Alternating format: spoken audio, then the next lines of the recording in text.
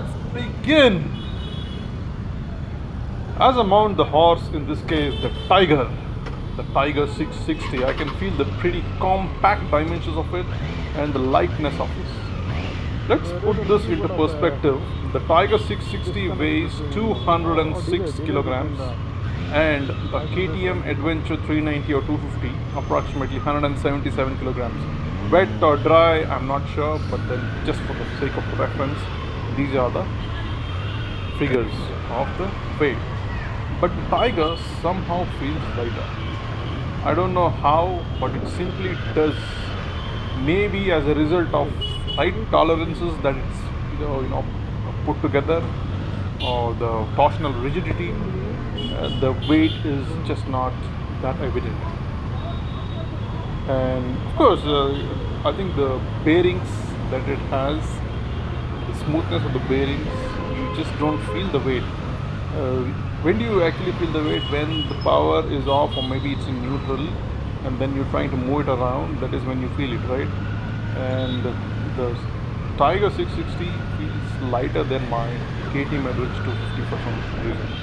Now, all the comparison that I do here will be coming from the KTM Adventure 250 390 / 390 or whatsoever. That is what it is, because I haven't ridden any other super bike, or maybe a bike costing plus 10 lakhs. Okay, so please bear with me. I hope this is much more useful to you than the regular stuff that you see on YouTube from the professional auto journals or so on, or various guys who are professionally into it. I'm just doing it for the fun of it. All right. The first thing I notice once I rev up the machine is that there is a slight millisecond delay in the ride by wire throttle, that is. So I rev it. Once I twist it, you twist the throttle and the engine revs after a slight noticeable delay, which I believe is a matter of getting used to. And because I could feel this just when I started it and revved it, but once I got moving, I almost forgot about it. I mean, it's almost non-existent.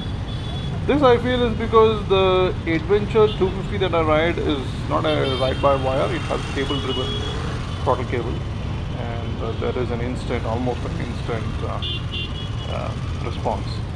But as I told you, it's not a big deal, right? Yeah. You release the clutch and there is no juddering noticed.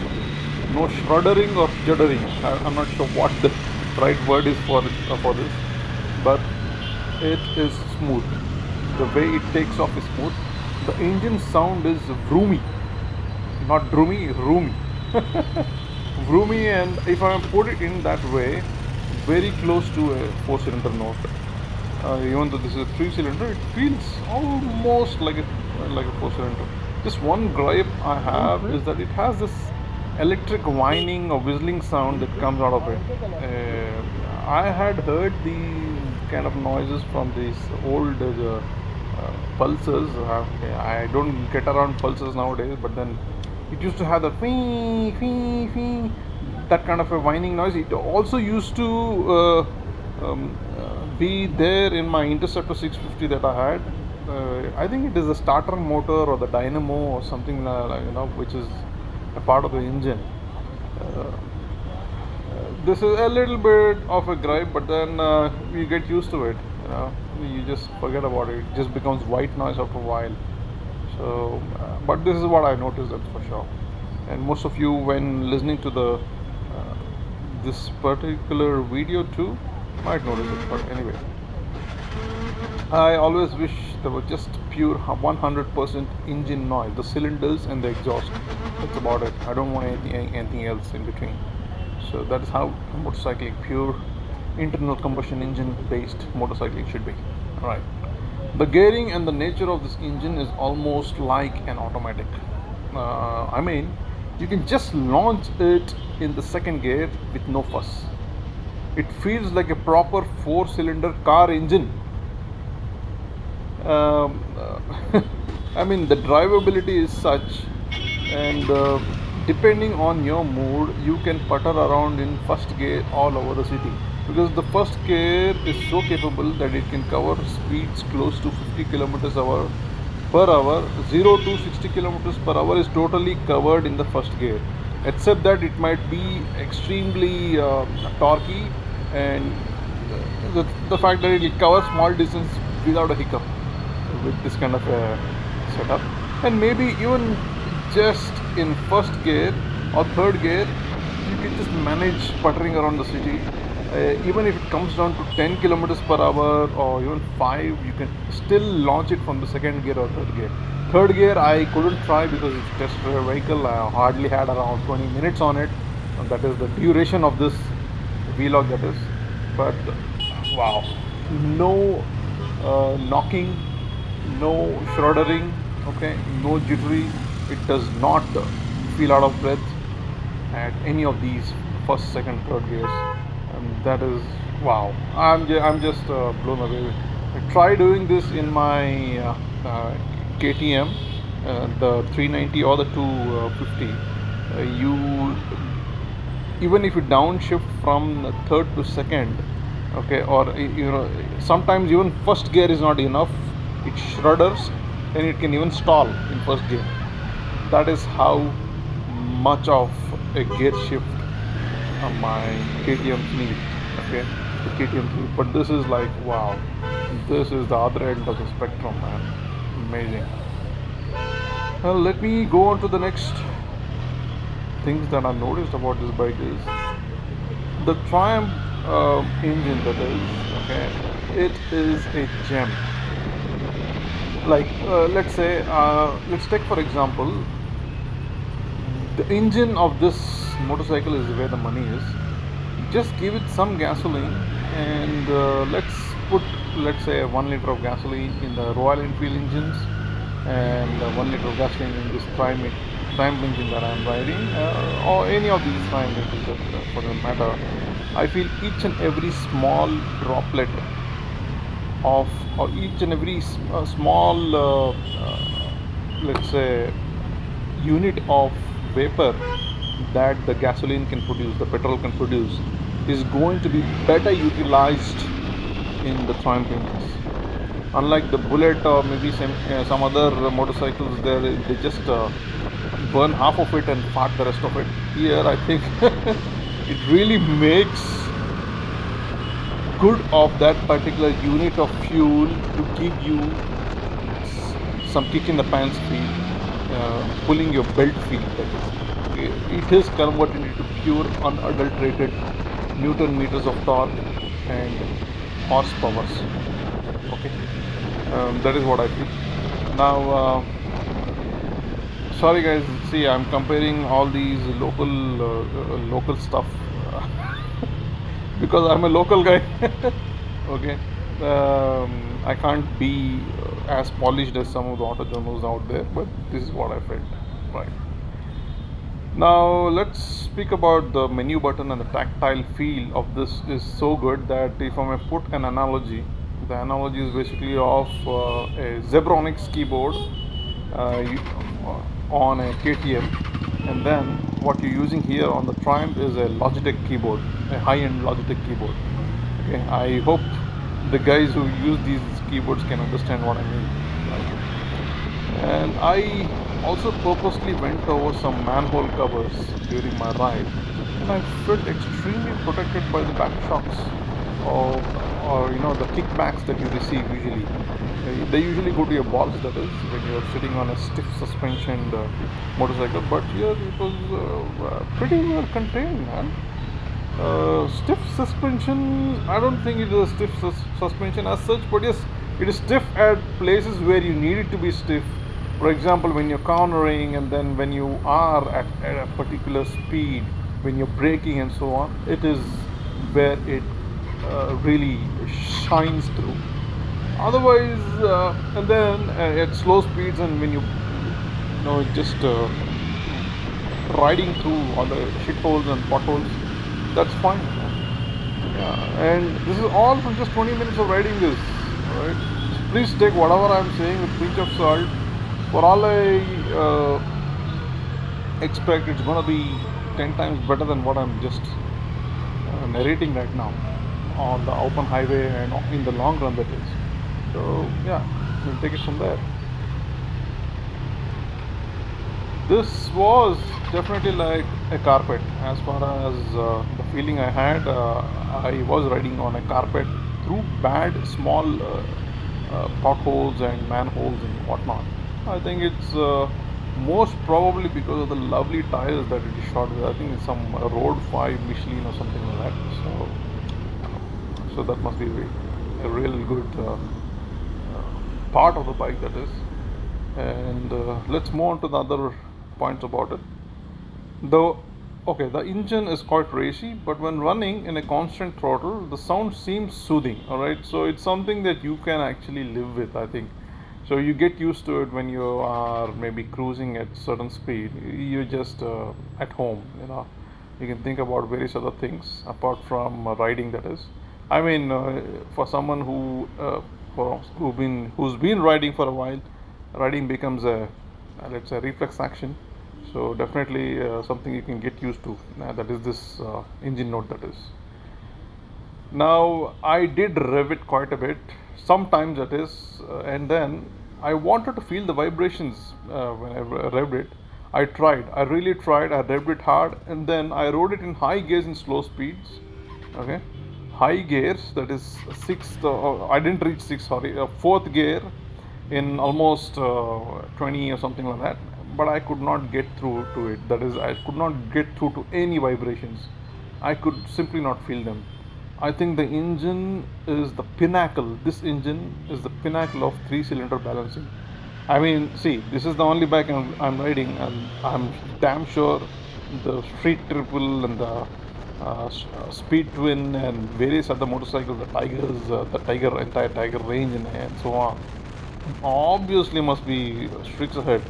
Uh, Imagine just the entry level bike that is one of this. After Trident, this is one of the entry level bikes. This having such refinement in the engine, oh my god. And now let's talk about the brakes. The brakes are where the money is. It has like multiple levels of bite. Every 2 to 4 mm, okay, 2 to 3 to 4 mm that you press on the lever, or I mean, when you do press on the lever with your right leg, that is, it has a corresponding level of braking. And to the extent that if you really grab it like you've been doing so on your regular commuter motorcycles, it will drop the anchor on the tarmac, literally drop the anchor on the tarmac. That is how sharp it is. Okay, and I'm damn sure the way it's going to behave on the highway, oof. What can I say? I don't want to say anything unpolitical. political Politically incorrect. Sorry. Right. Now let's move on to the other aspects. I hadn't even in my life ridden a bike with a proper quick shifter. Okay, the one on this latest KTM 390s or any yeah, adventure and RC, and also the regular Duke 390s, they seem like a low grade job in front of this quick shifter. This was a proper feel of the shift with the entire engine cutting off for a millisecond and the gear slotting in like butter.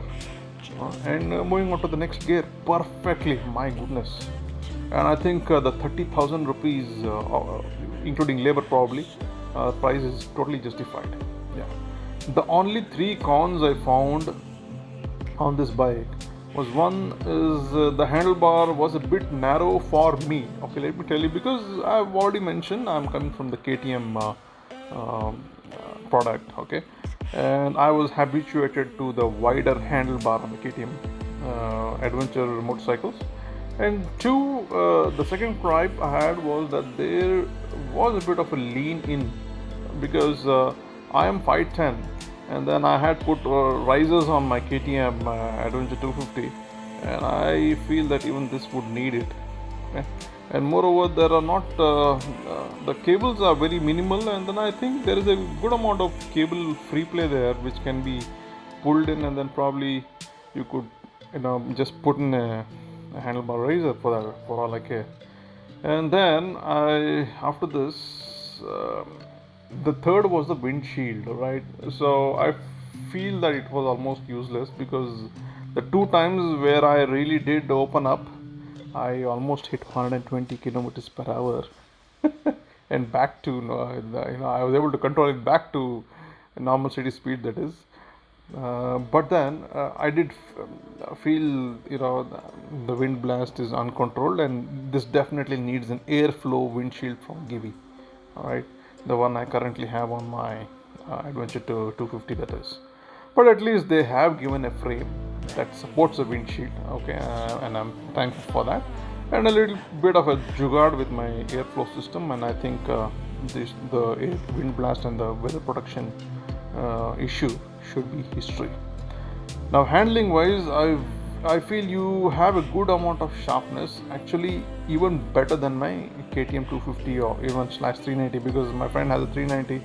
Okay, I have ridden these motorcycles, and I feel there is a considerable amount of it, and I think the onus goes to the tires that it is shod with, the Road 5 again. I would say in terms of the tires, it's almost 40% goes to the tires, and rest of it goes to the way it is put together, the torsional rigidity, okay, and the preciseness of all the packaging that it is coming with, and of course the suspension systems. Okay, amazing, just amazing. Now let me move on to the next one. Let's talk about the seat. I love my KTM adventure seats. All right, long, stiff to the right amount, to have kept me on it for close to 8+ hours per day, continuously for a week. For in my recent, if I may say, call it recent, yes, May June of 2022, I had been to Guwahati from Bangalore through road, right?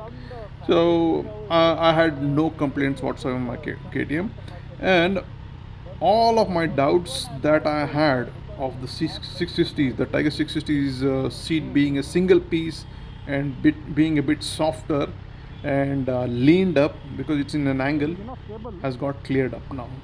It is on par with the KTM Adventures, and I have sufficient room to move around too. I can move in front, I can move in back, and I can also ride with my bum cheek, one bum cheek, either left or right, depending on how tired I am.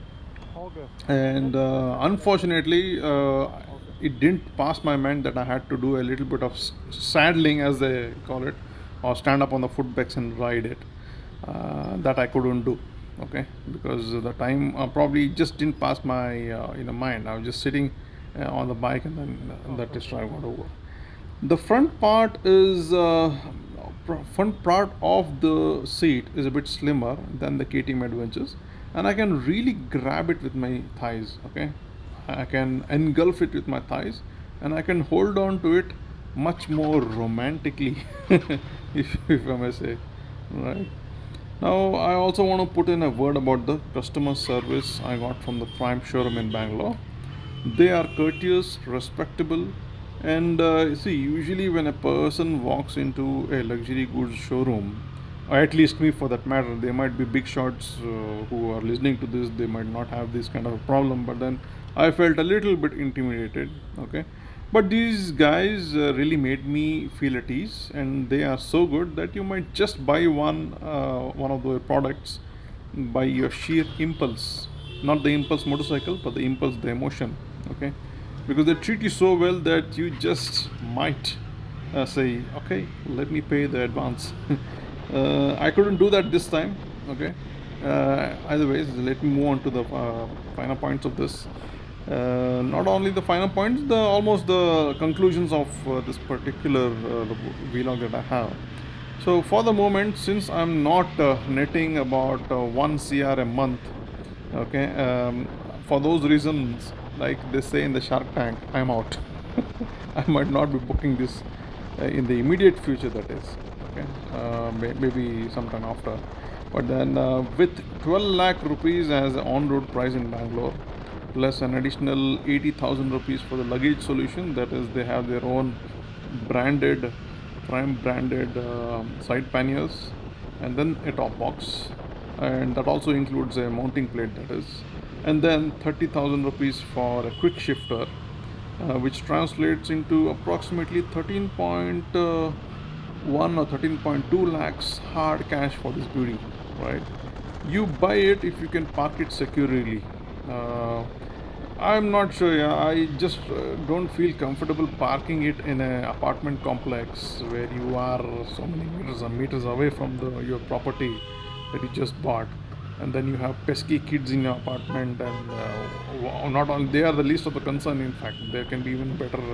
I mean, there can be people crawling around trying to hassle with your motorcycle or your property, that is, unless you cover it properly, and even then, there's still a chance that it all totally depends. People are crazy. Yeah, I mean, they see, let's admit it, guys. Here, out here in our country, there is less respect for personal privacy or privacy of your properties, personal properties, it is.